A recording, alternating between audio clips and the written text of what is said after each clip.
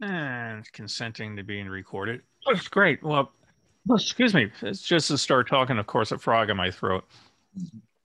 Let me just throw folks on mute here for the beginning. And there we go. Appreciate folks joining. I mentioned in my posting about this, I picked up yet another addiction. It wasn't enough trying to digitally restore 50 something thousand pictures of the 64 World's Fair, but I decided I needed to get into movies. My parents had taken a fair amount of movies over the years when I was a kid, all the 8mm stuff. Um, Years ago, I spliced them all in from the 50-foot reels into the larger reels and put them in a closet and kept thinking I should do something about it. A number of years ago, I went out and had a reel of it professionally transferred and realized I was going to go absolutely broke getting that done. It was about a 200-foot reel, and I think it cost me about $250 or so to do it. So I kept thinking about needing to do something about it. And over the years with eBay, besides buying pictures of World's Fairs and Disneyland and that sort of thing, I've also been buying movies. So if you think about banker boxes of film, I've got probably 3 or 4 of those stacked in the garage right now, waiting to have something done.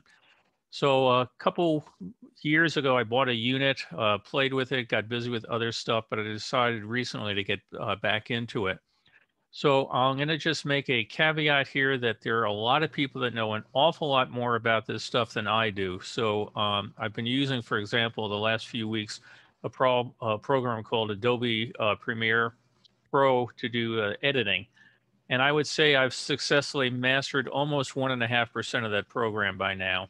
And that's despite the pounding my head on the desk for the fact that how hard it took to get there. So cleverly last night, I finally decided I would buy a book and learn it, because learning it on the go has been it's sort of like the air traffic controller is going to talk you down as the pilot is, both pilots have both had fish and have passed out. You might get down, but there might be better ways to do it. So what I did here, start playing with, and I'll just go through some pictures here. So let me start doing share screen. And okay. All right, so everybody here probably has a bunch of these little reels of film with their little Kodak boxes. 50-foot reel, and you got about 3 minutes of film on this reel. And it was interesting. I was talking to a guy that built the scanner that I'm going to use and talk about. That basically the film was twice as wide as normal as we get it today, and they would split it down the middle at the lab and splice the two ends together. So you had about a minute and a half of recording on a roll of film. Then you had to go to a dark spot, take the reel out in your camera, swap it around, and do it again. Which is why on many films you get at the 1.5 minute mark, you get a little bit of light bleed on them and little spots of, say, orange or yellow flashing on it. So these reels are real small. You can go and you can then splice them together again. So you have a 50-foot reel with a approximately, most of them come on, and you're going to go all the way up to the bigger reels. Most places, if you send these things out to get transferred for a 50-foot reel, will charge you about $20 to $25 a reel to do it. And that's running about 3 minutes of footage for a 50-foot reel. So you start thinking, if you have a lot of these reels of film, it can start getting fairly expensive. And, that was one of the things that put me off on doing more with it. It was just going to bankrupt me. But just to give me an idea, if you're looking at a strip of a film, and some of the film, the cameras were all different. Some of the what they call the gate or the aperture, the image area would be off to the right of the sprockets. On some cameras, like this one, the film image actually went and bled into the sprocket area. And as you get into some films, it basically went across the whole film, and the sprockets were right, very, very visible. So to give you an idea how small these films are, most of the old stuff is done at 8mm. Super 8 came out later on, but if you look at it, the entire width of the film on the right is 0.311 inches across. That's including the sprocket holes and the just the physical border of the film. itself. So it's not a very large image. Matter of fact, I was reading yesterday that if you have a 64-inch television, your one single frame of film is has to be blown up 16,000 times to fill the 64-inch TV. So a lot of information on these little films, but there's also some limitations that because they're so small, you only have so much clarity and so much resolution on them. But luckily, some devices have come along that will help on this. This is a device called a Wolverine Movie Maker, and it's a very ingenious little system. There's actually two of them. This is the Movie Maker, and I'll talk about it for a moment, and then the Movie Maker Pro in a moment later. What this does is you put your film that you're going to be digitizing on the left, take up reel on the right. You sort it through the machine, setting it for 8 or Super 8, and then you hit go. And it takes a picture with a digital camera of the image of the film. It then goes click, moves to the next image, takes another picture, click, takes another picture. It does this at 2 frames per second. So if you have a movie that normally the movies are shot, generally it's 16, 17, or 18 frames per second on your camera, or more than likely your dad or grandfather's camera.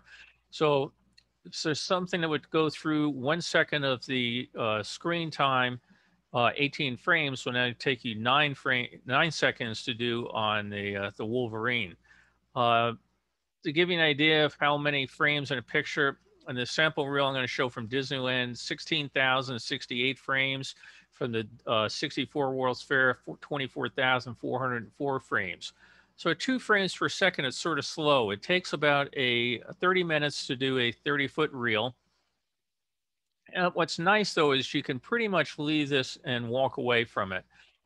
It goes and it records onto a SD card that's in the back of the unit, and it generates a movie for you all in basically one pass. You can make some adjustments to it. You can change the brightness, you can change the framing rate, the zoom rate, that sort of thing. On the Movie Maker, the original one seen here, you have a 720p sensor. So for those that are not particularly technical, that's 720 lines of video resolution. It's a pretty neat little machine, and they decided to update it. So they went now to the Movie Maker Pro. The first one, by the way, is $299 on Amazon. The Movie Maker Pro is $399. The big issue that you see here is it holds a much larger reel. That they put the supply reel out on an arm that goes out to the left. And it also records now at 1080p, so much higher resolution. In reality, the resolution isn't all that important because, again, you're starting with a very, very small frame image and taking a picture. I've used this at 720. I've done it at 1080. And I don't see a lot of tremendous improvement.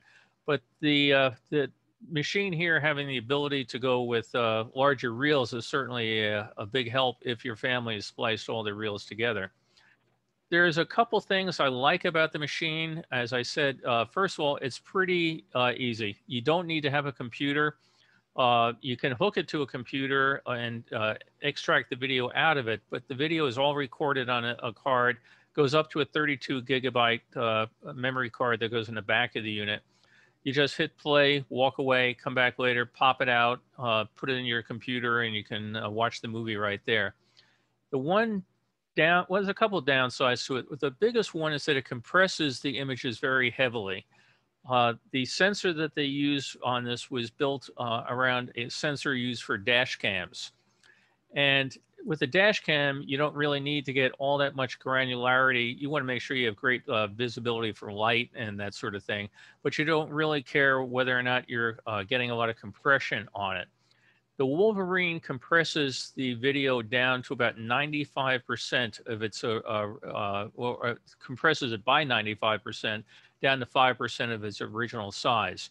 So you do end up with the loss of a lot of film grain and also features. If somebody is doing a picture of a family picnic, everybody's going to look pretty good. If they stick the camera right in grandma's face, you're going to lose a lot of the detail on grandma's vision there, because it's going to smooth it out. The other two things about it, the Wolverine, it tends to really oversaturate for whatever reason, yellows and reds. That can be dialed down in a video imaging program. But they also, again, you think about the engineers that turn this out, they put it out at a very strange frame rate. The movie maker put it out at 30 frames per second, and the Movie Maker Pro does it at 20 frames per second.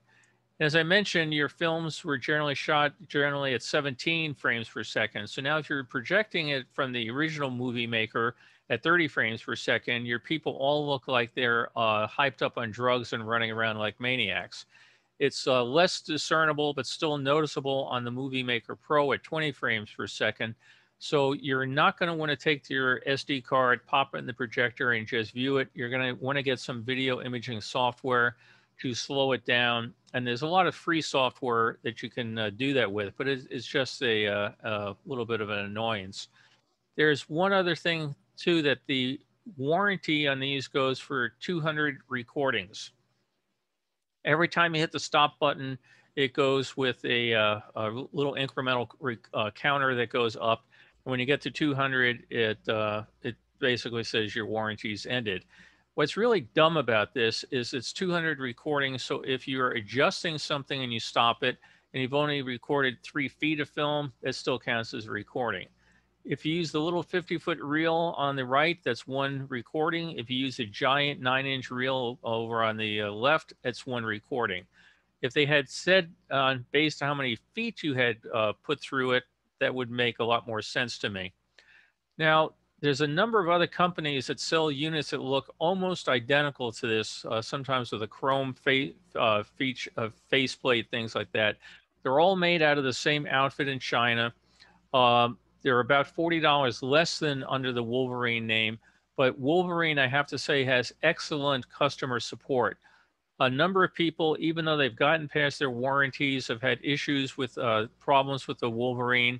If you go to the 8mm forums online, either on Facebook or on websites, I have to say it's outstanding customer support that they've been sending people spare parts. If you're handy with a screwdriver and your motor breaks, they'll send you a new motor. If a belt breaks, they'll send you a new belt. So for most people, I would think the Wolverine Pro would be my first choice, and it does a very, very nice job. Now, I went a slightly different route. I went with a system here called the Retro 8 Pro.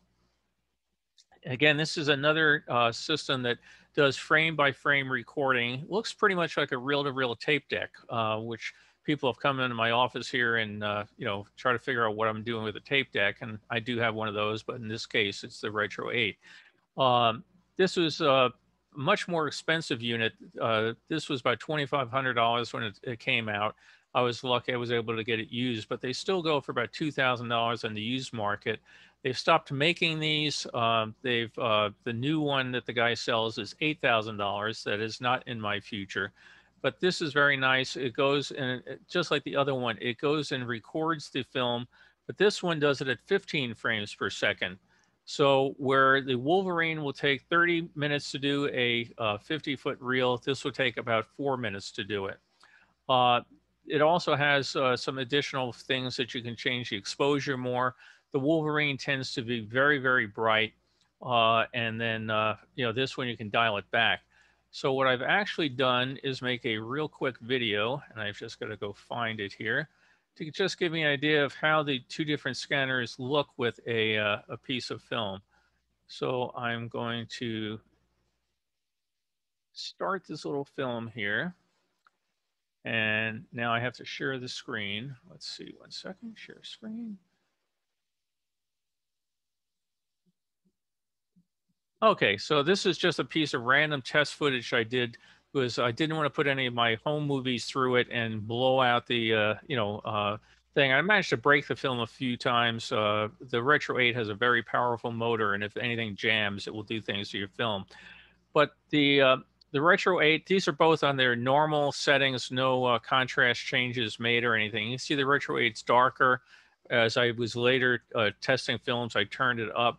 The Wolverine looks better for some shots here, but if you start realizing the sky is a bit burned out, and there's a picture coming up of a camp right off to the right. If you see right there how oversaturated that little camp got, we're into Jamestown, Virginia. These were all unlabeled. I had to figure out where they were. I never did figure out where the lake was. The Retro 8 is, again, darker. The Wolverine's brighter. But as we let it go, you can see that the Wolverine will get pretty bright on reds and yellows. But I have to say, for a $400 machine, this is doing a very nice job. I have slowed the video down here to get it out of the 20 frame per second speed up that they had done. But basically, you could just pop this in there, push record, walk away, take the card out, go into your video editor, and change the thing down to 17 frames per second, resave it. And I think 99% of people would be happy with the results. It does a pretty nice job. So let me just speed it up here 1 second so we don't watch everything. You can see how bright, right there, it was real quick, how bright the flag was. It's just a scene in a walkway coming up here just to demonstrate this isn't too red or too yellow. You'll see the ship coming up here in a second gets real yellow on the Wolverine. So it's not anything that is insurmountable, but right there, it looks like you're on the road to Oz, doesn't it, with the yellow walkway? So those are things with the Wolverine that will do it. They're not really objectionable, but it's something that you may want to consider. So basically what you have now on the Retro 8, it will make an album of images. As I mentioned in the Disneyland film, it had 16,000 still frame images. It will then combine them into a video, uncompressed video that you can put into an editing system.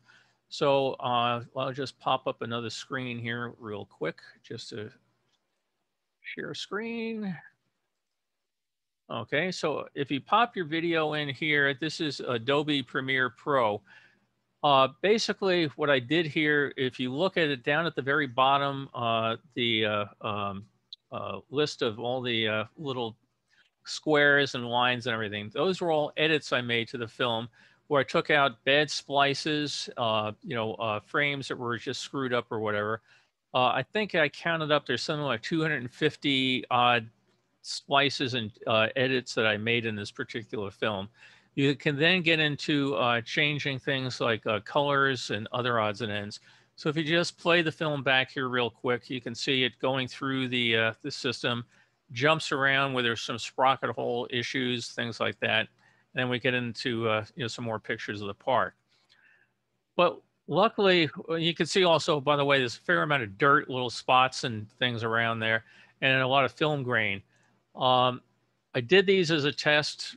They were basically a dry static cleaner that said would clean the film. It didn't really work. I've ordered a thing called PEC pads, PEC pads and PEC cleaner to do it, wiping it by hand with a liquid that's supposed to clean most of it off. I also try to use a lot of dirt and scratch removal software. You have to be super careful with it because it goes and can make a real mess of your picture.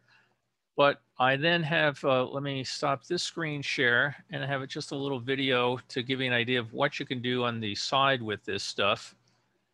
So we have a little video here of Disneyland, and let me do this, the Disneyland uncorrected clip. Oh, I've got to share the screen.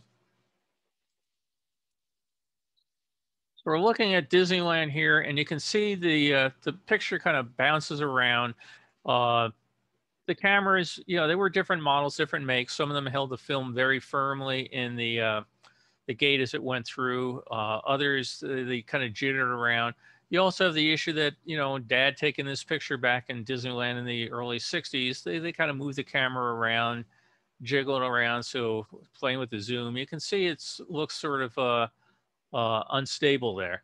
So luckily you can go by and you can fix some of these things and make them come out on a better looking version. and I had a example of here of how that comes out. I'll show you in a second how this is done. So this is taking the same film on the left side that is going through. I've color corrected it, but not done anything with stabilization. And on the right side, I've thrown it through a free program to stabilize it, and then using a plugin to take down some of the noise reduction. So what it does is, and I'll demonstrate in a moment, it's pretty ingenious. It finds a picture on a pixel point on the picture, and it can detect if that is moving up, down, left, or right, and then determine how much it will zoom in on the corrected picture to smooth out that feature. One of the things, by the way, I'll give you advance warning for the films today. I did not take out some of the very horrible zooms and wipes that people had done from side to side. A lot of people would say, oh, look, I'm going to show all of Disneyland. I've only got a minute and a half before I have to change the film. So I'm just going to fling this camera to the left, fling it to the right. It's going to go all over the place. And some of those you'll see in here. But I think you can see it does a fairly nice job of stabilizing it. That when we have one, we'll see the 64 World's Fair. They're on the Swiss Sky Ride, and you can see the car rocking from side to side on the unstabilized image as it leaves the station. On the stabilized one, it stays nice and calm. You can also see it took out some of the grain. It does a pretty good job, and it runs. You can have all sorts of different settings on it for how much you're going to zoom in on it, how much you're going to sharpen it. With most of these tools, whenever you make a setting, it's generally a pretty good idea to go back and back it off a notch. It's very easy to over degrain it, that sort of thing. So I'm going to come up here, stop this share, and I've got another program here. Okay. And I will show you how this particular one works. If I share the right screen. Okay, share screen and virtual dub. Okay.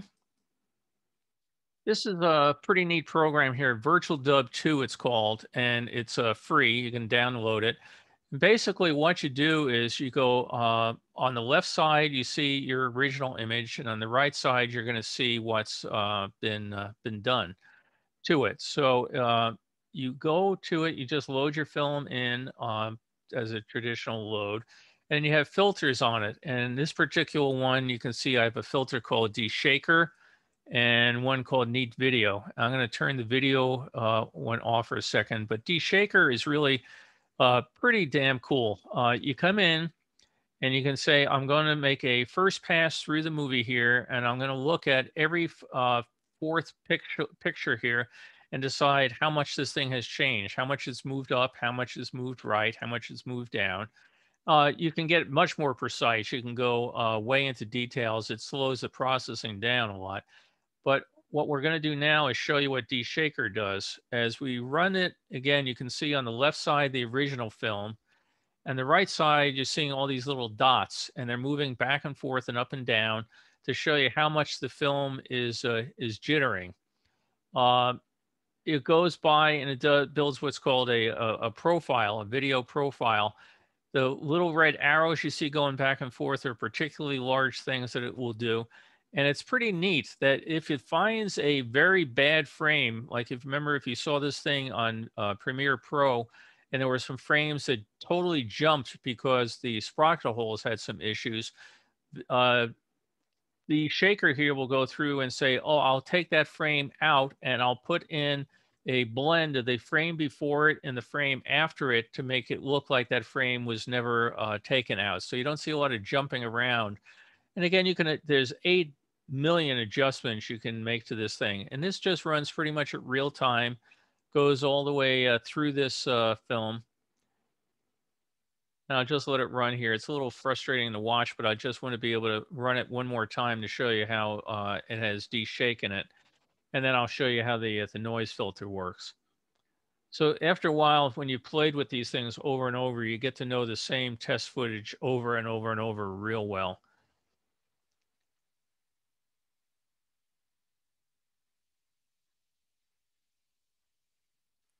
And again, what's nice about this is you have a long reel.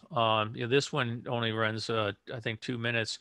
If you have a 30-foot reel, you do not have to be in front of the computer. You can, just close the window.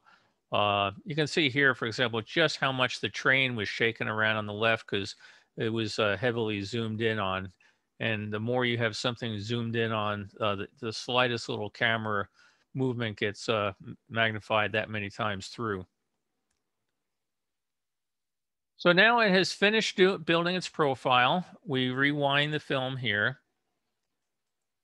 We go back into the video filters and we say we want to change this from pass 1 to pass 2, and it will go off and it will now generate the film. Over here, there's a setting for edge compensation. If you do not do it for no borders, you'll end up with the film moving up and down around the screen and everything. This particular setting, it tries to zoom in and make sure you don't end up with any annoying flickering movement. Again, all sorts of controls and things you can adjust in here. And if we watch this film now, and we're not going to watch all 2 minutes, but just to give you an idea of playing side by side, again, you can see the camera is moving and, it shakes a bit on the left. On the right, we've got a pretty stable image. Almost the band players here look like they've been on a tripod. So it does what we want it to do. And then you can come back, you can stop it, rewind it, and you can add in another filter. We're going to turn this one on, and this is called Neat Video. And this one you have to pay for. I think this was $75. There are some free ones that don't work as well. But you basically find a frame on your picture that's noisy. So somewhere around here, you might get some grain, or down here, some of that. You build a profile and then you say run it. And again, it runs pretty much in real time. It will go and take out, I've got it set to a higher setting, so it's running at about a half speed. You can see it's done a pretty nice job, though, of taking out a lot of the dirt that's in the video or on the original film. I am going to physically clean it with the PEC cleaning system. I will drop down the amount of digital noise cleaning. What you can then do after this is you've got some loss of details. You can run it through a sharpening filter and put some of that back. So it does a really nice job. And again, if you're setting this thing on very high mode, I've got this on the very low intensity mode for correction and stuff. You can have it run. It may take an hour and a half, 2 hours to process about 13 minutes worth of film, but it turns out a fairly nice product. So I will stop sharing virtual dub, and I will jump into a reel of Disney movies here. Just some people may have seen this on Facebook. I put it up, but I'll go through and so let's see, share screen. Okay, so share screen. Here we go. Okay, so we're at Disneyland, and this was again somewhere in the 1960s, somewhere between 59 and 64, depending on what was added, what was taken out. The Skyway buckets went from round buckets to square ones in 64, so we get to know.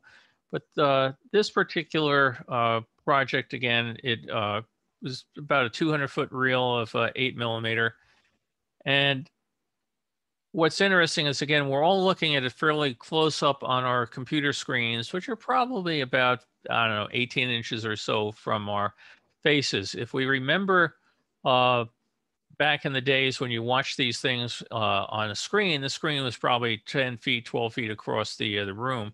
So we're seeing a lot more detail close up on these things than you would see in a traditional living room setting. But we're looking, I think it does a fairly nice job. This, again, the same footage I used as the test footage here, and then we'll get to see some other footage.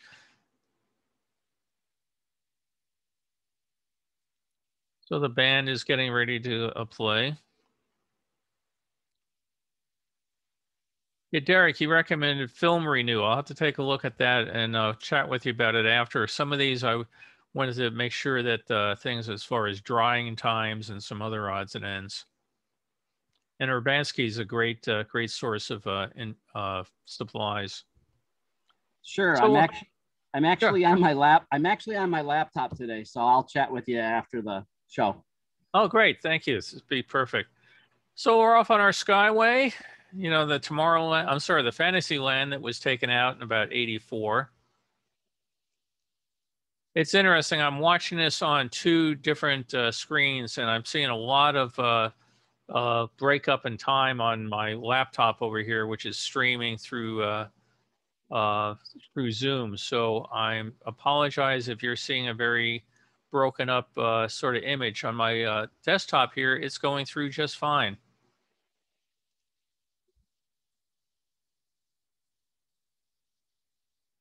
Huh. It might not be worth showing at all. Is anybody else seeing this smoothly, or is everybody seeing it in jerking sections? Jerking sections. It's choppy. Choppy, okay. Let me stop here for 1 second and see if there was any setting that I needed to make when I share a screen that might be any better. Optimize for video clip might do it, and there is no sound. So let me share it now and see if that helps.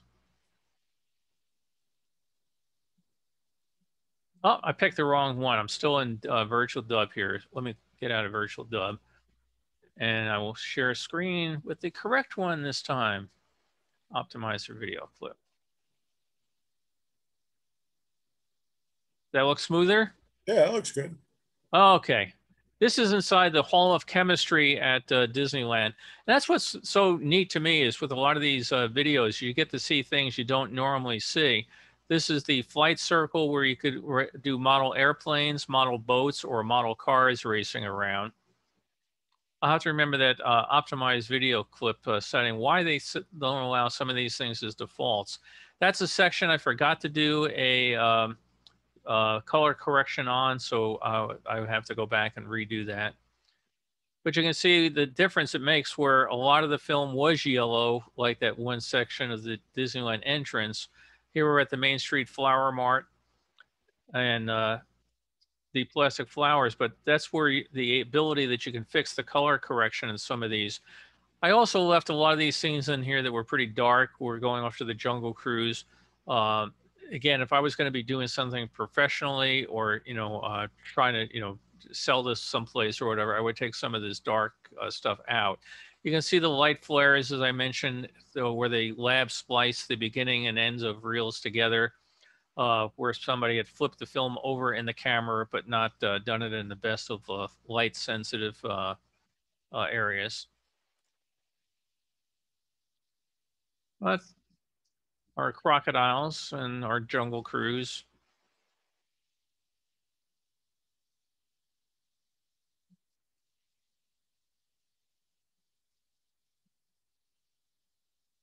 But I compared this sort of footage. I haven't put my home movies through it yet because I wanted to make sure that I gotten all the bugs out of everything before I got into it. Before they, that's with the lions, they were enjoying their zebra feast before they built the Pride Rock sort of setting.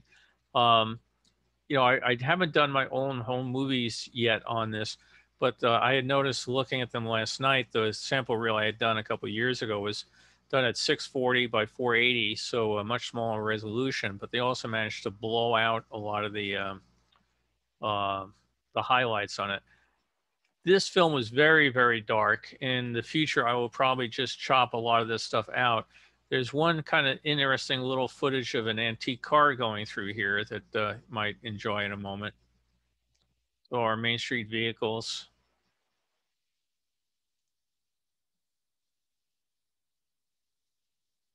And a train chugging through the dark. And it's actually middle of the afternoon, but Dad underexposed the film. And then all of a sudden, he can realize he made a mistake, and we'll get some very nice footage of the train. What a difference when you set the camera to the right settings, huh?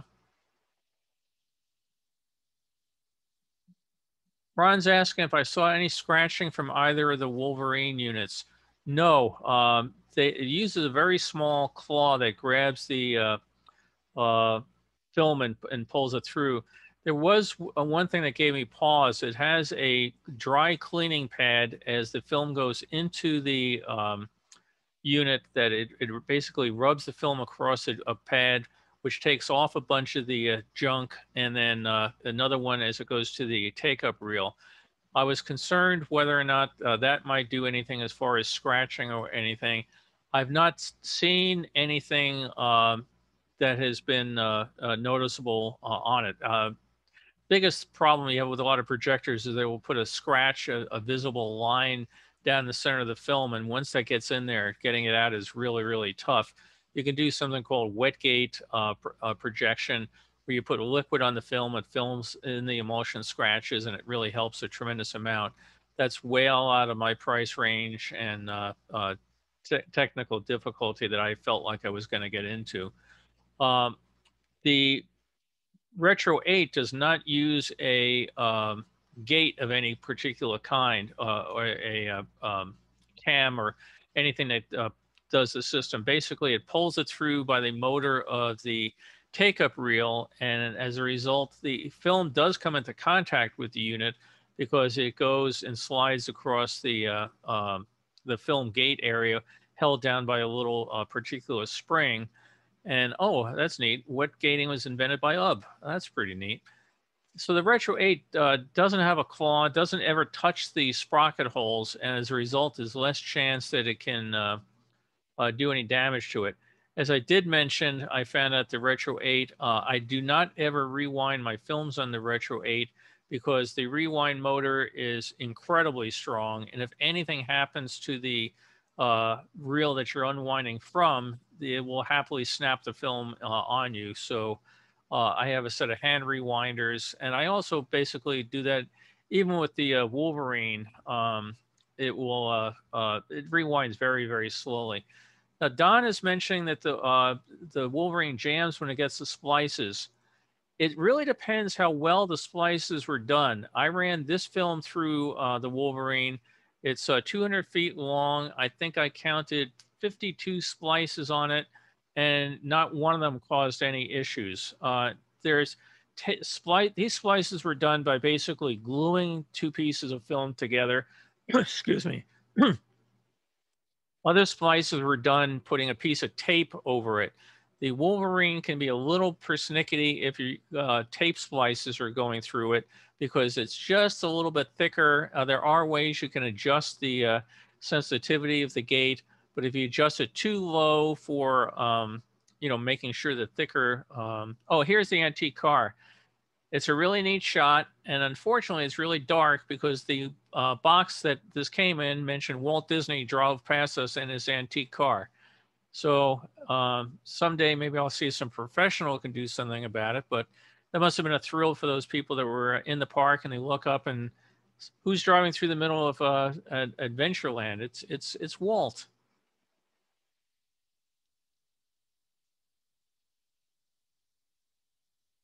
Swan's unfortunately gone for years. They say it was because of fireworks, and I think it was mostly they didn't want to pay to take care of them. Then you catch all sorts of neat little things like out here. This was super dark. This is about as light as I dared get it without blowing it out.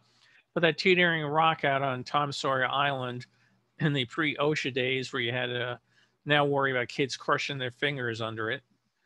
Fort Wilderness out on the island, back when you could go out there, go through the escape tunnels, see the Davy Crockett Wax Museum and stuff. And we're just about done with Disneyland.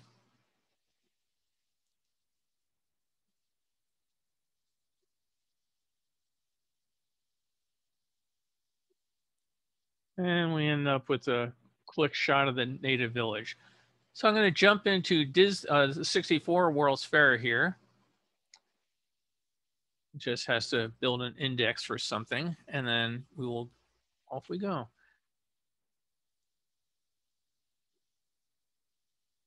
This was super, super overexposed here. You can also see it's very dirty, and that's why I've got to clean it. But I was able to dial down the exposure rate.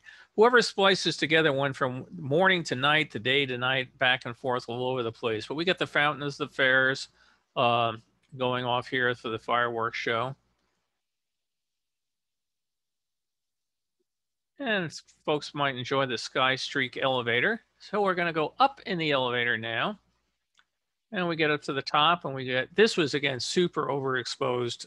The best I could do on first man's knowledge. Once I get the book for Premiere Pro, I'm really looking forward to see how fast Dad just showed us the entire panorama view up there. He is just whizzing down there.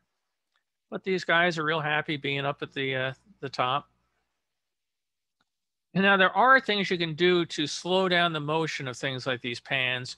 So instead of whipping at such high speed, you can go and slow it down. The trouble is if you have anybody walking or anything visible, we're going back down in the Sky Streak now. If there's anybody walking, you're going to notice that they're walking at a slower rate. So we've gone from the Sky Streak off onto the Swiss Sky Ride.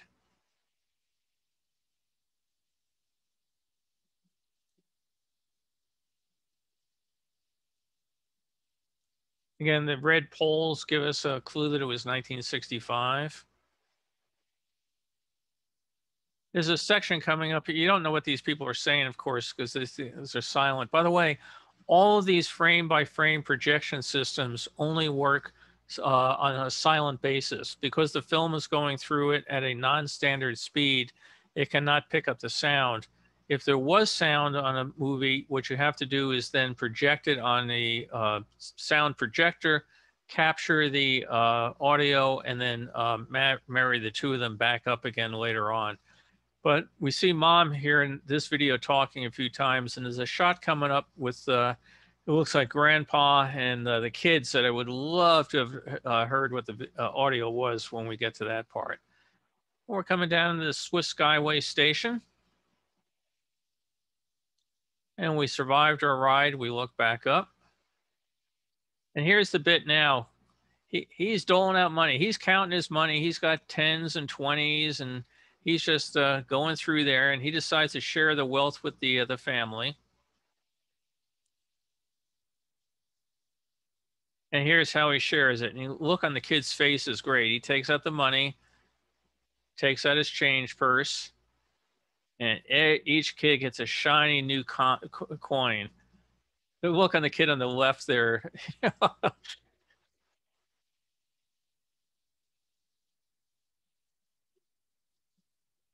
Well, at least I got a dime or something out of it. So,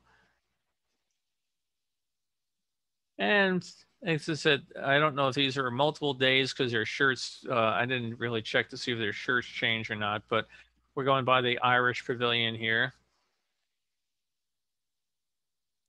Looking out from the US Pavilion.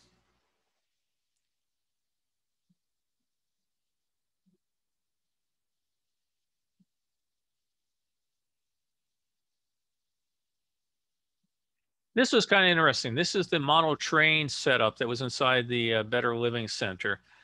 This was bright orange. Was done with outdoor film using indoor lights. And it's, again, an absolutely bright orange color. Premiere Pro has a number of color correction features. It took all of about 15 seconds to correct this particular film. There's friends of mine that do this for a living. They could go off and do a lot more on this. But for a plug-in that you just click on it, and again, this is what makes looking at these old films neat. We've seen still pictures of the train, but I don't know if we've ever come across movies of the train set up in there. And the trains ran around at night. They simulated it. And we're off to the space park here. And over by Chrysler, we're going to go in. And some real quick shots. Again, Dad must have just hit the button real quick, recorded things really fast. Another one of his infamous quick pans.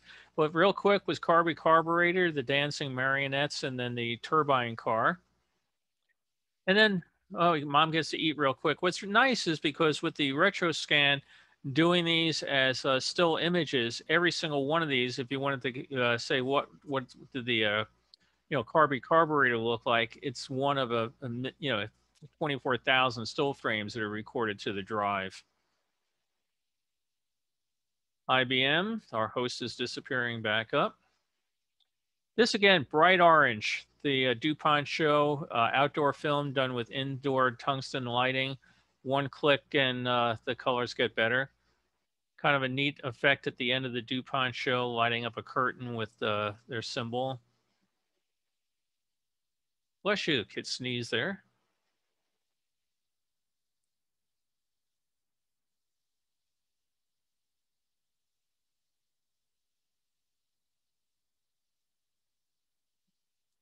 They enjoy the Oregon Timber Carnival.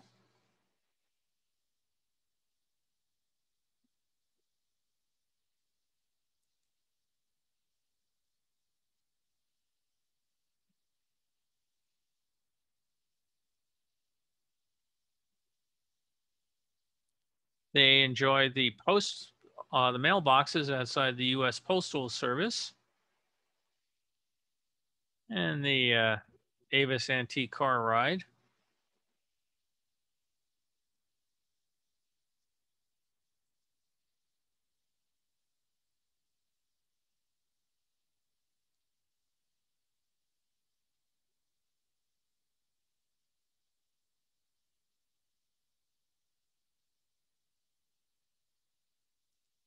Again, you can see how overexposed some of this was, no color in the sky.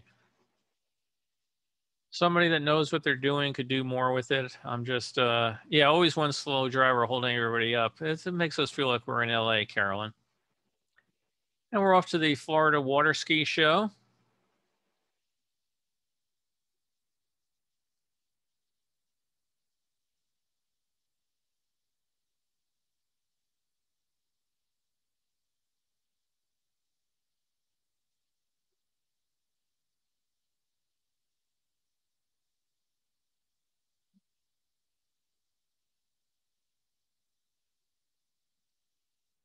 Always wondered how cold that water was at the beginning and the end of the season.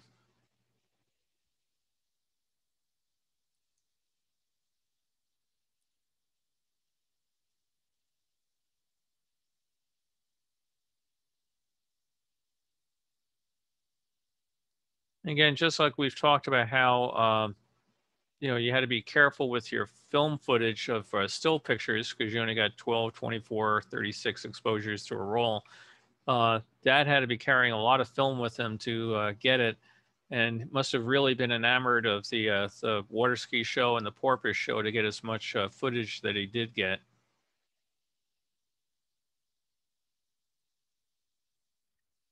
I think it's the first movie I've seen of the log flume in action.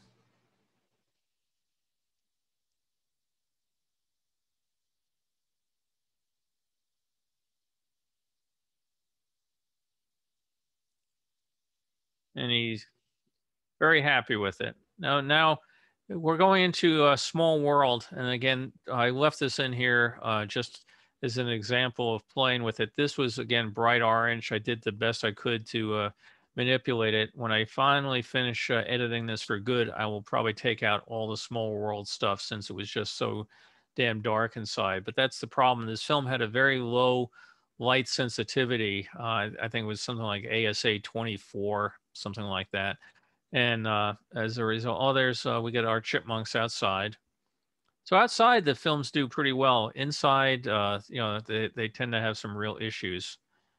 We're inside the Mexico Pavilion, walking down the hallway. Again, bright, bright orange. You would have sworn this was shot through, you know, a glass of Gatorade or something.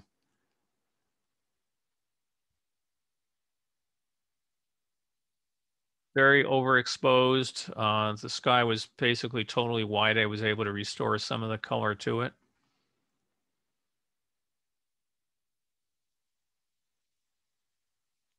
We were watching a rerun of the amazing race from, I think it's second season, and they had some of the contestants had to go and do that thing swinging around from the pole. Having seen them do it at the fair, I think if I walked up and said, now they've got to swing you by your ankles, I would have been scared, but they all did it. Asked where I got the films, 10 years of buying them on eBay or yard sales, that sort of thing. Belgian Village, the dancers here having a good old time with their hats. Those were all ostrich feathers.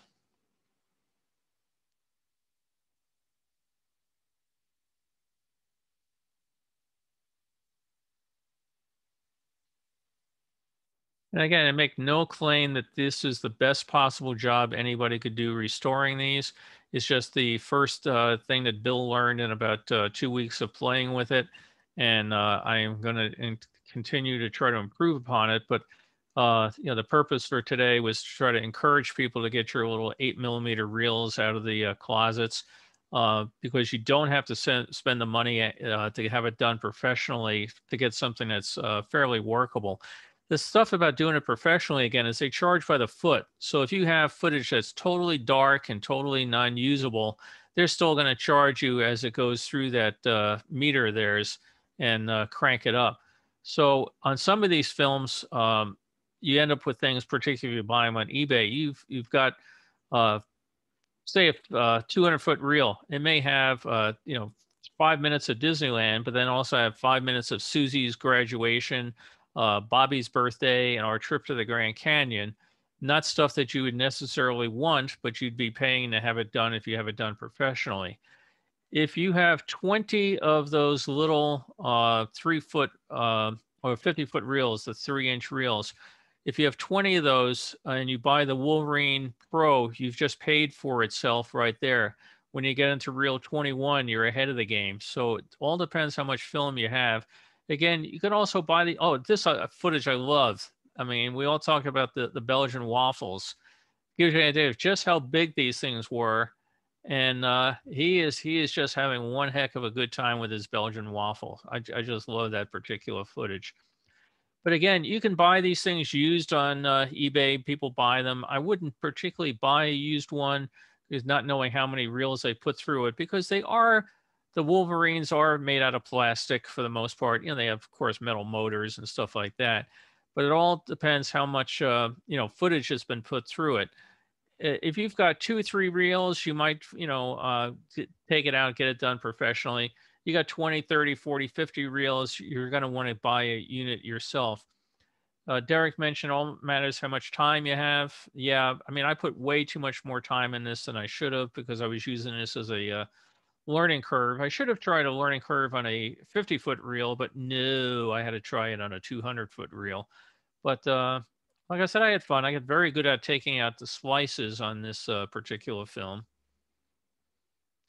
Jane Parker sign, for those that remember, Robert Moses having a huge battle with A&P trying to get the signage down and losing the court battle. And there's some neat little footage coming up here in just a second. If anybody knows who this gentleman is signing autographs, I would love to know. Some sports star outside the Schaefer Center. Is he a broadcaster, maybe? That logo looked like it was some kind of like World of Sports kind of logo. It looked like he was a bowler. I think that was a bowling. The gentleman was a bowler. That's what I thought it was like a discus. Yeah, I thought it was a bowler. I can go back and look at the still frame and see if I find anything. I just know somebody might look at it and say, oh my God, that's Joe Smith, whatever. So, Lowenbrow. And the band plays on.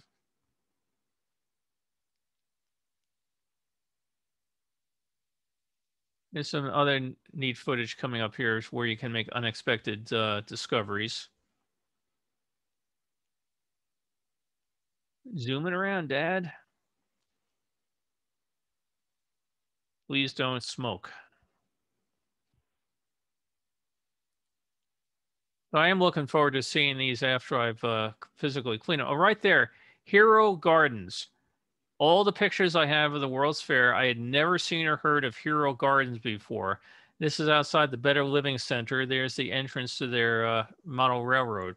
So that's the kind of fun thing. You can get these videos or old films, turn them into videos, be watching them. And there's always something new to discover in them. So it's interesting with 24,000 plus pictures of the World's Fair that I never once came across Hero Gardens before. Hey, Bill, when you take a look at the bowler again, it might be Don Carter. Okay. Bowler Don Carter, who was, you know, infamous bowler back then. You know, Don Carter lanes and the whole works. Okay, thank you. Appreciate it. Yeah. And we're coming to an end of our day of standing out on the bridge over the freeway. Back looking up at the Port Authority. You can really see how dirty this thing is and how much it cries out for cleaning.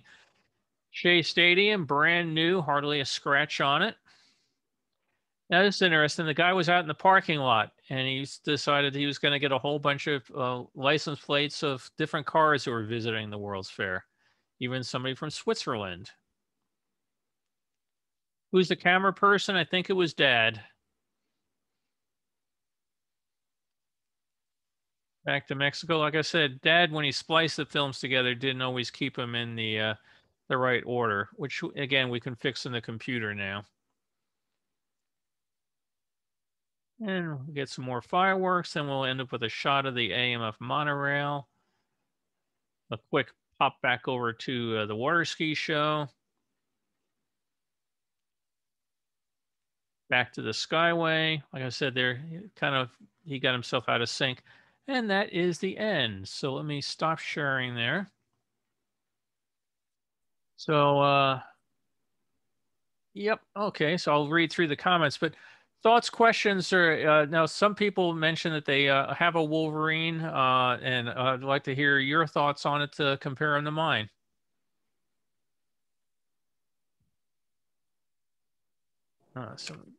Were most of the films that we saw Wolverine transfers, Bill? What's that? Were most of the films that we saw Wolverine transfers? No, the Wolverine, I've actually decided I'm going to send back. It's sitting here in my hallway, going to go back to Amazon because I had the other unit. Basically, I had bought the other unit years ago, and then the Retro 8, and it was scarier than hell trying to thread it up. I snapped a movie, scared to death. And I finally decided, oh, with the Wolverine, I was reading really good reviews on it, and I got it, and I bought it. And it does a really good job for what it does for $400. Again, I gave it a 4-star review on Amazon. What I did not like is the fact that my warranty would be up after 200 reels, which I think will go real quick compared to the number of boxes of film that I have.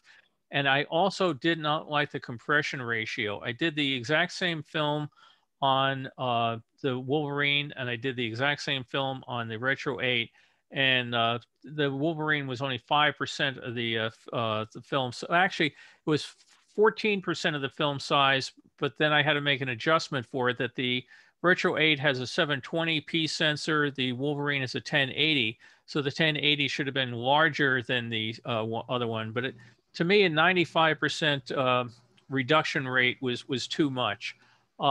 Having said that, you know, if I didn't tell somebody that and I just showed them the movie, they probably wouldn't notice it. I just tend to be hypercritical on some things. So the Wolverine, I still, for most people, I do not recommend for most people going and buying a $2,000 Retro 8, or I certainly don't recommend spending $8,000 on the current unit out of the line.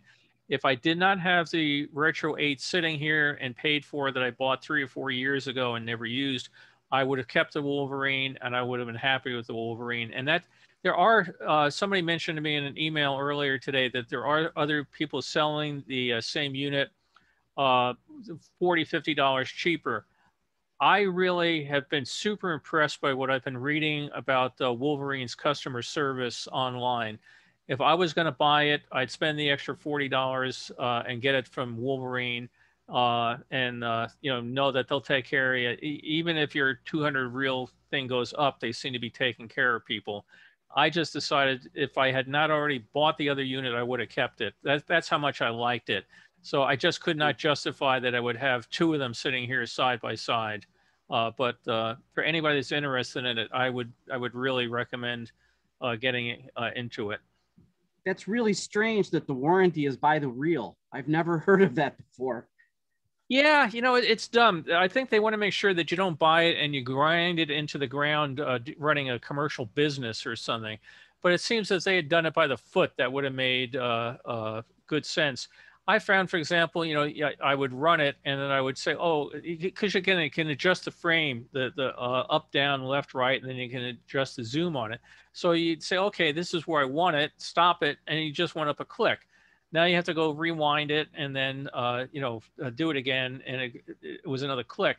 If anything happened during it, like at one time, the Wolverine did do one thing that was really strange. The supply reel got a little ahead of itself, and the film came down in a loop and then jumped out of the gate. So I had to stop the thing, click, up went another click, rewind the film, redo the same thing I had just done. And that time it went through without jumping out of the gate.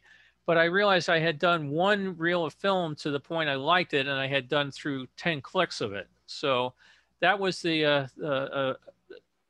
think their warranty policy, again, they seem to go beyond their warranty policy. I just didn't want to find out that they had said enough's enough and, we're not going to do it. But again, for anybody that's out there that would, have all those little boxes out there, it does a very nice job. You can put them up on your TV set. It actually has a video out that goes right from the unit right to your TV set. I would not use that because everybody's going to be running at the wrong frame rate. But if you take it, put it in your computer, you can use free programs like that virtual dub and slow it right down to the frame rate that you want. And it comes out looking very, very good for a $400 unit. Or you can get the $300 unit too, if you want to do it at 720p and the smaller reel limitation isn't a problem for you. Again, for a $300 unit, it's amazing technology. Hey, Bill. Hey, John. It's John in Dallas. Hey, John, how are you? I'm good. I've got lots and lots of old 8mm film, including some that you're in. Oh, no. But I got two questions for you. And thanks for the presentation today. But the Wolverine and the Retro, what file format do they create when they're writing this stuff to the SD card or whatever? I mean, what kind of file do you get, or do you have a choice? Well, you have a choice with the Retro 8. On the Wolverine, it produces an MP4 file, and like I said, that's where a lot of the compression comes in when it takes it down. The Retro 8, and that's another reason I kept it, it stores it first as a sequence of individual still photos. As I mentioned, the New York World's Fair one was 24,404 individual photos. The software then lets you save it as a standard definition file or an H definition file, and it will save it as an uncompressed AVI file. And that way, when you take it into something like Premiere Pro, you bring in all 24,000 frames in as distinct individual frames.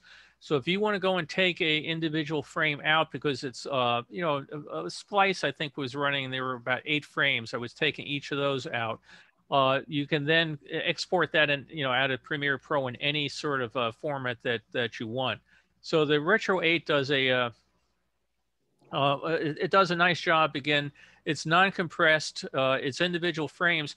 I even have played with the thing. I had the color conversion that I was doing in Premiere on the Model Railroad worked fairly well. I tried it on a Super 8 movie of Walt Disney World that had turned bright red, and it didn't do anything. What I then did was I took all, and I think I had done about 10,000 images on that one as a test. I wrote a macro and ran all 10,000 still frame images through Photoshop using Photoshop's auto color correcting feature and resaved them as another file, recombined them back into a video file, and it had done a really nice job in color correction on that.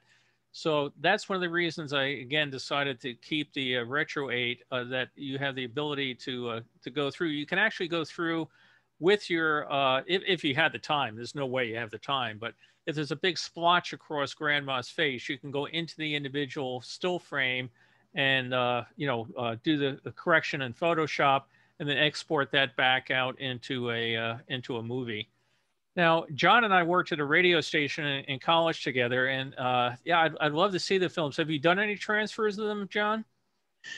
Oh, I tried long ago to do the crude thing where you're basically projecting it onto a mirror that's angled at 45 degrees, and then you've got a video camera shooting the, and you know, you get something, but it's really crappy. So I've been looking for a way to do what you've described, which is a device that will actually scan each frame and you know, do what you've been doing.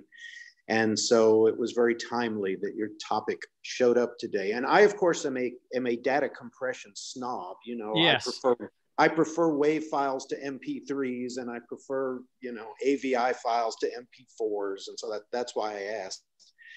And the other question I had, not to hog the show, the other question I had was when you are cleaning the film, and I've got some of those PEC pads and their spray stuff because I've been scanning all my, you know, still negatives for the last 15 years too. But are you worried at all about it taking any of the colored dye away, or have you had any problem with it actually harming the film? No, I've done extensive research. Somebody else had mentioned another one from a company called Urbanski. Basically, people put these through this test, and a lot of the stuff's been around a good 10 years plus. And people have said they've not noticed any deterioration of it. I would not go with some off-brand thing. You know, I've even seen people say, oh, just take a wet cloth. You know, no, I would not put a wet cloth, you know, just water on my films. You know, because first of all, distilled water would be bad enough, but just tap water, who the hell knows what's in it? But the PEC pads and the Vitafilm and Renews, all those come with really good reviews for people that have been doing it for a long, long time. Some of them take the issue that when you clean it, they take a while to dry, that you need to run through it and then let the film sit there for 2-3 days. I'm still learning a lot more about that. If you have one of the films, John, that, you know, particularly if there are wincy days, you'd like me to run a test for you, send it out to me. You know, you can send me a chat and get to the address. I'd be glad to do one for you as a test, because selfishly, I'd love to see myself back in the radio days. Well, you're wearing your blue ABC jacket and you're holding a beer. That's me in college. Yeah. That describes me to a T. Yeah, that's it. Perfect. By the way, for folks that if you listen to the radio and you hear a radio jingle, you may be well hearing the work of John Wolford. John was a jingle fanatic back when we worked at college radio together, that went into it professionally, is now one of the leaders in the field. So it was really something, because somebody posted something the other day on Facebook about a month ago or something about, you know, John Wolford. I said, I went to college with him, and this guy was ranting and raving about, this guy does amazing work. You know, oh yeah, I know the guy. So yeah, I have a beer in my hand. That's got to be me. Hey, hey, Bill, I'll sidestep that a little bit more and say, hello, John. It's Baron Bieber from Fort Lauderdale, and it's surprising to see you on here. And I did not know that you and Bill knew each other. For those of you as Bill don't know, as Bill was referencing, John owns Jam Productions in Dallas, the preeminent jingles, if you will, production company, and had been in jingles for, well, when he went to work for Pam's. He's got a radio show on Sunday afternoon that I'm a fervent listener to, and have been for the last few years, on rewoundradio.com. But John, hello. It's nice to see you on here. Well, hi. I recognized your name, of course, but you know, I never expected to be a star today, so I didn't set up the camera. But I am waving to you. I know you can't see it, but it's good to put a face to the name. Well, good. It's nice. Like I said, it's when he said John, I thought, wait a minute, John Wolford. And normally I keep those who don't have a camera off, you know, only the ones with the camera on. But I wanted to hear who John was, and so I switched it back on, and I thought, John Wolford, I know that guy. Well, next time I'll hook it up so I can play one of my jingles as an introduction. So then you'll know for sure. That'd be great. And like I said, you know, when I was in college in mid to late 70s, you know, Dallas was right down the street from me,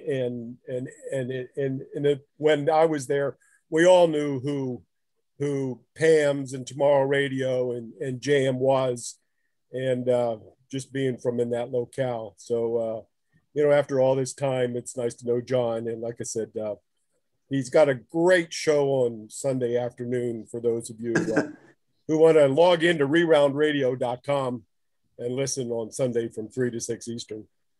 Well, thank you for the plug. I'll try to live up to that. You're welcome. Hey, John, maybe someday we can do a Zoom together on our adventures with Ma Bell. Well, as long as I don't have to say anything, it'll be just fine. Somebody asked in chat about getting this stuff off of VHS. I don't know how much we'll show here. A little gadget here called Elgato, E-L-G-A-T-O, video capture device. And this is one I use for capturing things off of old beta tapes, VHS tapes, that sort of thing. It basically has 3 sets of wires, or actually 4, because it's got a super VHS connector. You take the video output of your video player, you stick your USB into the computer, and it does a very nice job of capturing it all onto the computer. It does it in basically normal resolution, doesn't do it in 1080p or anything, because the tapes and everything back then didn't have that resolution anyway. You can then use it to upscale inside of other programs to try to do it. But the Elgato, I've used a number of video capture devices. The Elgato is very cost economical. It's been 100% reliable. I've had this particular one probably 3-4 years now. And I've done hundreds and hundreds of hours of my old videotapes that I've burned then onto DVDs. Again, you can bring it in a variety of formats, play with it, and get good luck with it. You can then take the video that you've taken out of the Elgato, and you can run it through something like the virtual dub program and try to take out some of the jitters and that. It's not as successful as a doing it from film, because the video is not as discrete. The old tapes as you're taking off, you're not getting individual clear-cut frames that are captured. Again, maybe professionally they can do more of this. Oh, somebody's asking about slides. Yes, I'm going to be doing a talk in 2 weeks from now about digitizing prints, slides, and negatives. Next week, I'm going to take off to just celebrate the 4th of July weekend. And we've got a major thing going on for the LAPD for fireworks suppression and stuff like that. So I'm going to be keeping busy with that stuff. But 2 weeks from now, I'll be going through how I digitize slides, negatives, and why Carol always sees the back of my head for many hours a day as I'm sitting at the computer playing on it. But yeah, I mean, again, there are people. A friend of mine was razzing me on Facebook about how he does this for the the videos for a living, and why didn't I come to him? I said, because I can't afford his rates. If you get the right equipment, you can do amazing sort of stuff. There's all sorts of things you can do for color adjustments and that. I can only justify so much money, so much time. I mean, my friend's system he does his stuff on is bigger than this bridge of the USS Enterprise. I mean, he's got panels, monitors, gizmos all over the place. I can't justify getting into it. To me, it's just a hobby. But you can, if you know what you're doing, you can do it. And like I said, I make no pretense that I know what the hell I'm doing on this. I just wanted to do this as an encouragement to other people to get your little yellow boxes out of the closet, because they're all chemicals. They will deteriorate over time. The movies films have generally held up a lot better than the a lot of the slide films. I think the stock was a lot better. But everything chemical does have an end to it. The other nice thing about this, I've got brothers now. Now that I'm starting to feel confident that I'm not going to destroy my home movies, I can take my home movies and I can put them out there, and I can then send them to my brothers. I can give them to my kids, not that they're going to want to watch them, but, we can start reliving our childhood rather than having it sitting in a box here in my office closet. I didn't read through all the comments here. If there's anything that I missed that people would care to raise up, I'm just flipping through it real quick. Yeah, Beth Bramlett mentioned there's a retro WDW podcast. They do an awful lot of stuff where they buy videos or get people to send it in and restore it. They have a lot of equipment. They also have the ability to do 16 millimeter, which I do not. The difference between an 8 millimeter and a 16 millimeter film is pretty much astonishing. That you know, the difference in quality. It's not that you say, oh, just it's twice as good. It comes out a lot better because it was just done with higher definition to go through. So Derek, you mentioned Film Renew from Urbanski, $35 a quart. How do you apply it? I just apply it with a white rag. You know, I usually use like old t-shirts or underwear to apply it with, because it's a very fine cloth, and you just apply it. When I've used Film Renew, I've actually let it sit for a while because some of the reels I was using it on had vinegar syndrome and needed to kind of cure. It's one of the few products that actually will help reduce problems with prints that are affected by vinegar syndrome. Because once that, I don't know how much you know about vinegar syndrome, but acetate-based film deteriorates somewhat. And when it does, there's like a chemical reaction that sort of cascades. And once that chemical reaction starts, you can't really stop it. You can slow it down, which is one of the things that Film Renew does, and Vitafilm as well. But there's also these molecular sieves that Kodak sells that I've popped into my cans that have that problem. But normally, if you're just using film that's not affected by vinegar syndrome, you can wipe it off right away. I would say, you know, maybe let it sit an hour just to let it soak in a little bit, and then run it back through your dry cloth as you're rolling it back onto the reels, and it works great. How bad does it smell? It's, you know, you wouldn't want to use it as a scent for your kitchen or bathroom, but you know, it's not horrible bad. Because every now and then I've seen people say, you know, with different film cleaners and that, using a well ventilated area, I just want to make sure that if I do bring some of the stuff in the house, you know, the dogs aren't going to fall over. They shouldn't. I didn't have any problems with, you know, folks in my house.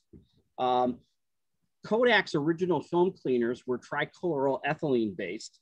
And because that's kind of like a banned substance now, you know, all of those film cleaners have been taken off the market that used trichloroethylene as a solvent.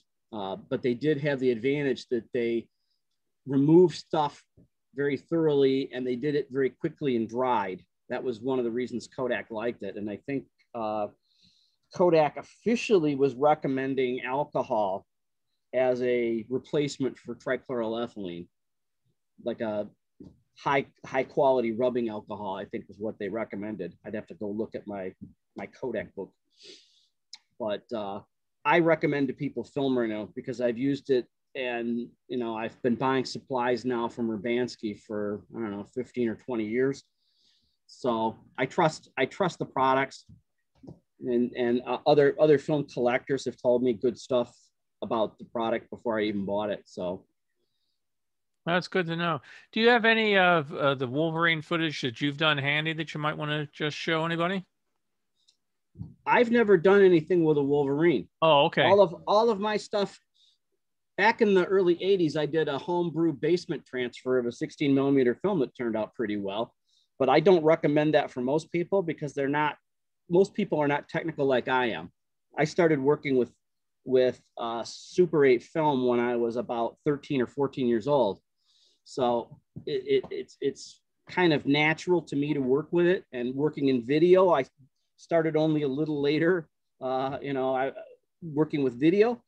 And that's one of the things I kind of brought up in the chat about recommending to people that they do, you know, go with this Wolverine stuff. Everybody would like to save money because they have a lot of these reels lying around. But the truth is a lot of people don't have time, and a lot of people don't have the technical skills like you do, Bill, to do that kind of work. And that's why I kind of ask people, you know, how are you equipped to do something like this? Because film transfer is a little trickier. VHS is pretty easy. You just kind of connect your VHS to the computer and push a button. Whereas film, a little trickier. You've got splices to worry about. You've got damaged sprocket holes. You've got trying to figure out what the correct rate is for the film to be transferred at, because there wasn't any real standard. The early regular 8 and 16 millimeter films had spring wound clockwork type drive in those cameras, and they were supposed to be running at 16 frames per second. But what you actually got was, you know, a plus or minus a frame or two. So you sort of have to eyeball it when you're transferring it. Super 8, because they were using battery powered motors by that time, it was much more accurate. So if you were using the silent speed of 18 frames per second, and that's what most people did, there was an option on some of the sound cameras to do 24 frames per second so that you could match the professional 24 frames per second film speed. Most people did not. Most people did their filming at 18 frames per second, so they got more running time out of the same cartridge. And for those, if you have sound on film where the sound is on a magnetic stripe, I would recommend you have a professional do that rather than try to capture it and sync it back up. Yeah, syncing can be a real problem. The guy that makes the Retro 8 unit actually makes a sound synchronization unit, which is pretty neat. You run the film through the Retro 8 or his new system. You then run it through the sound projector, and it goes and figures out strobe signals that, Right. you know, to match it. Excuse me. Then it puts the two pictures together and does it. I have very little sound film to do. So again, for the cost of the equipment, I will either try to, you know, play with it, or I will send out the sound stuff to have somebody else do it. And it pays if you decide you want to send it to a professional, because a lot of folks ask me for advice about who to go to. And if you've been on Facebook lately, there have been a ton of ads from what appear to be three different companies, but are exactly one firm. They show up as Southtree, Legacy Box, and Kodak Digitizing. It's the same company out of Tennessee. The company's real name is Southtree. And I give them credit that they're doing all the work here in the United States, as opposed to other companies which actually sent it overseas for transfer. But they're pretty much uniformly terrible in their service. They lose films quite frequently, and they're very high priced because they price things by items, and they count, you know, I'll say 250-foot reels as an item. And then, you know, depending on the number of items in your box, it's, you know, it's really expensive. It's much cheaper to find a local outlet to do your film transfers. That way it isn't leaving the country. It's not leaving, you know, you're not trusting your films to another US Postal Service or UPS or somebody to send it. That's really true. When I started looking at, you know, getting my home movies done, a lot of places were getting, you know, you mail it to them, and it ends up, they were sending it to India, doing it all in India and sending it back. And I said, you know, I have little faith. Well, actually, our postal system is pretty good considering the number of packages I send and receive, and the very, very small rate of ones that have gone astray. But sending it over to India was not on my list of real high things. So I ended up finding a local lab that did it, which has since gone out of business. So I don't know who I would get to do it the next time. Costco also offered a service, which I think Costco just stopped in the past year. We could bring your movies in. They would send them out to some central Costco lab. And they did a fairly good job on the sample that I sent. They would send it back on a DVD. But yeah, the thought of, you know, sending it all out to some place that goes overseas was not on my list of it makes people very nervous. It makes people very, very nervous if you don't know who they are. I'm sort of fortunate in that the guy who does the bulk of my transfers is about a mile down the road from me, and I'm good friends with the proprietor. You know, we share tips and tricks and techniques and stuff, and because of that, you know, I direct a lot of my local friends and family to him because he's got top good equipment. He's trustworthy, and he's local. He's not sending your stuff to India. So yeah, I've read about people saying they got their, package back, opened it up, and they were looking at somebody else's birthday party, and now who's got my pictures of my graduation? Good luck trying to sort that out. So yeah, exactly. I'm going to take my home movies, and I did, like I said, I'd done the first reel of myself and my brother Jim cavorting at Lake George and some other places. I'm going to do that myself and compare them to it to see how they came out. But I was looking at them last night, and when I first got them done, oh, they're really cool. And now I'm looking at them and say, oh, wow, all the colors were blown, or not the colors, the highlights were blown out. Well, before I forget, Baron, somebody was asking, what was the online radio station that you mentioned? You're muted, sir. There we go. Rewoundradio.com. I'll go ahead and type it in the comments here. REWNDRADIO.com. It's a site owned by, Rewound Radio. Yeah, it's a site owned by Alan Sniffen, who's a longtime radio up in New York, a longtime radio guy, like John, and I guess like you and me, Bill, also longtime radio guys. But he does Alan does a live show on Saturdays and Sundays. As a matter of fact, he comes on at 3 o'clock today, 3 to 6, and then on Sunday from noon to 3, and then at 3 o'clock, John comes on. But he plays oldies and goodies.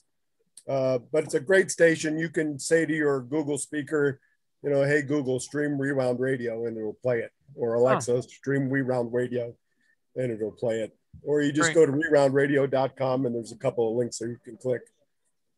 Great. Again, I'm so glad to see John here. One of the reasons I got into this video stuff was one of the guys that worked at our radio station had gone and filmed it and took his films and digitized them a number of years ago. We used to have a big party in the springtime as the winter snows were finally melting. We'd all go out to an area called Allen's Falls and go out there and drink copious amounts of liquid and have fun out there. And this guy had converted his videos, and I said, well, that's pretty impressive. I'll have to get around to doing that someday. And I actually, again, bought another unit years ago, which is sitting in a box that was too complicated. John mentioned we set it up on a projector, it goes through a prism into a camera. Someday I got to see if somebody on eBay wants to buy that off my my shoulders to get it out of here. But it is pretty amazing when you see stuff like that turn up from the past. So I'm interested in seeing what John has of the college days, and if I don't like it, then I'll just erase it. No, just kidding. Well, I appreciate folks joining. Anybody else, any thoughts? And again, if anybody has a particular home movie, I am not going to get into this for a business or anything. I do not have the Wolverine anymore, but if there's something that's particularly near and dear, something, let me know.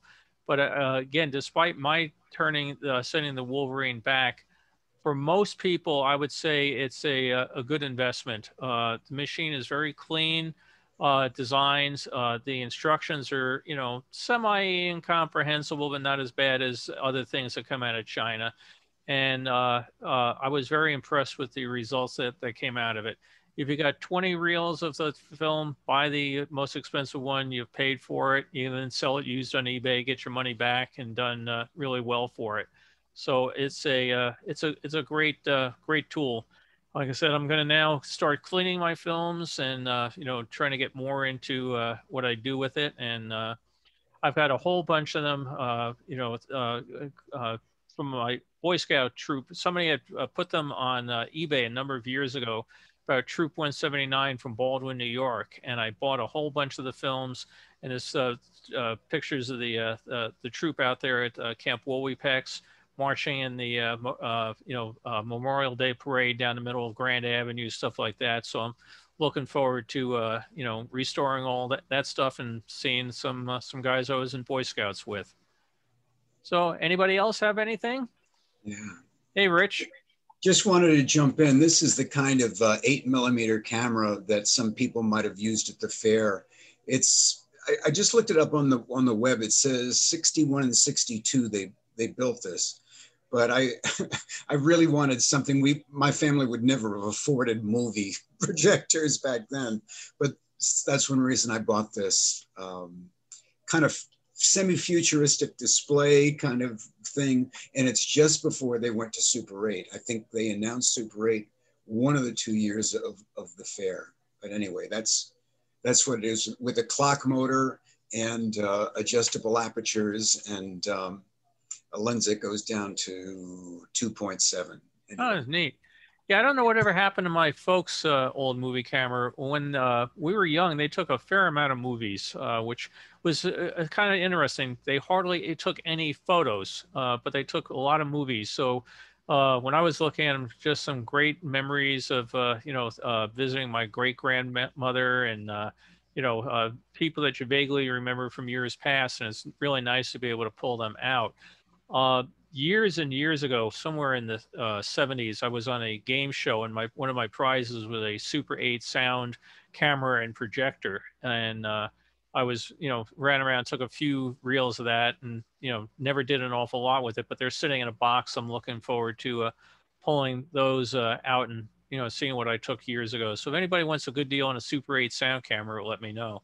I believe they're now making Super 8 film again. Is that correct? Anybody know for sure? Yes, they are. It's very expensive. It's very expensive. You're looking at about $50 a roll to get it to acquire the roll and processed. Right.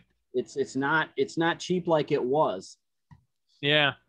Yeah. Well, it's amazing you can get it at all. I mean, you look at so many things like you have an old Polaroid camera. Good luck getting the film for it. Now they've done that thing, the Impossible Project. Right. Trying to come up with a film for the SX70 and stuff. But when Kodak, Polaroid rather shut down its manufacturing line, a bunch of the engineers took pieces of it home and knew the chemical formulation and stuff. But it's trying to like go back and reinvent.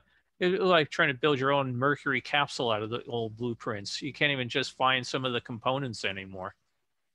Right. So, and film itself was sort of on life support. If it hadn't been for a few Hollywood directors that banded together and convinced the industry to cut a deal with Kodak to keep film manufacturing intact, I don't think there'd be any film manufacturing. They needed that to subsidize, a lot of what they were doing. So yeah, I don't know how long the ride's going to continue. I mean, I know the original Hollywood deal was extended again for another 5 or 7 years. So we're good. But beyond that, I don't know. The people that are using Super 8 film now are professionals. They're essentially pros and maybe semi-pros, filmmaking students that want that film look, but they can't afford 16 millimeter, 35 millimeter. Yeah. So that's who's buying it now.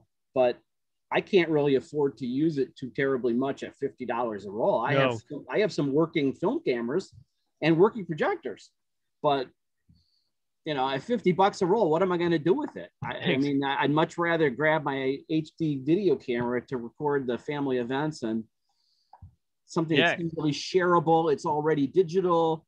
I can import it into my video editor and make corrections quite easily. Whereas film, you've got to, digitize it again. I know.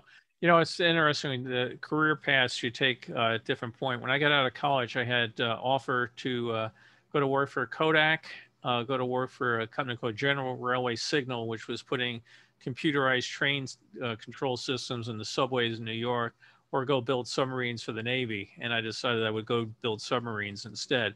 But I keep thinking, boy, Kodak, it was all the free film you wanted. They would, that was one of the perks. They gave you free film, free developing. They had a employee film club. And when I mentioned that I was big into photography and everything, that was one of the big arm twisting. And I was really, really tempted to do it. But by that point, I was, people that lived upstate New York would know the winters were miserable. I was so glad to I have a choice of working upstate New York or not. And didn't want to hang out in Rochester? No, I just turned my back on Rochester, and I think, thank God I did, because, you know, you could have been working there all those years and all of a sudden the business implodes, their pensions imploded, you know, everything. So, but oh, that was, you know, the thought of all the free film I could carry home with me. That was really tempting.